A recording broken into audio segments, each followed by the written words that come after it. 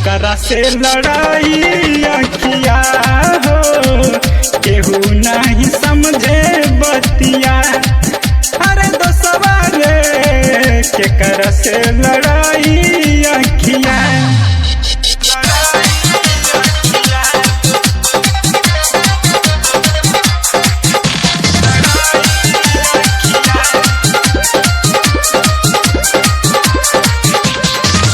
जाते जाते कहलस नाई हमसे कौन बात रे, धोखेबाज होली भयवा लड़किन के जात रे।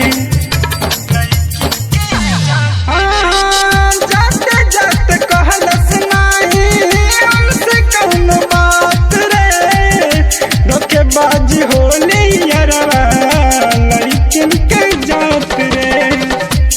गईनी कर नहीं बाटे कुछ मलाल हो, त कुछो कईनी नहीं है बस सवाल हो।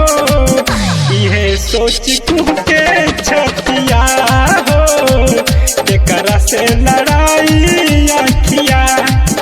अरे दोस्तवा रे केहू नहीं बुझे बतिया।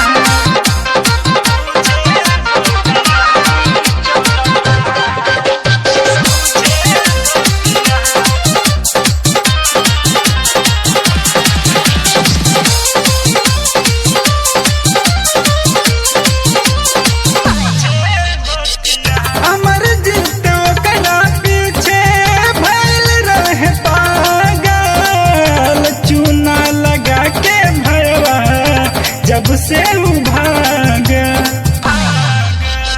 अमर जीत ओकरा पीछे भइल रहे पागल, चूना लगा के यरवा जब से भाग। तो सुनी सुनी के मान घबरात बा, तमाने मने आनंद गुस्सात बा। केहू नहीं बुझे बतिया हो केकरा से लड़ाई अखिया। अरे अरवा रे केहू नहीं बुझे बतिया हो केकरा से लड़ाई अखिया।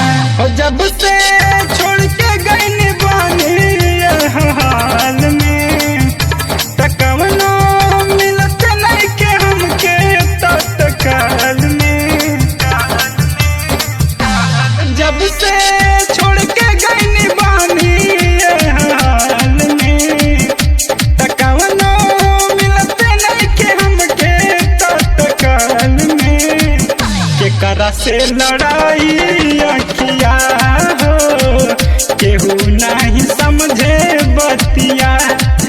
अरे दोस्तवा रे केकरा से लड़ाई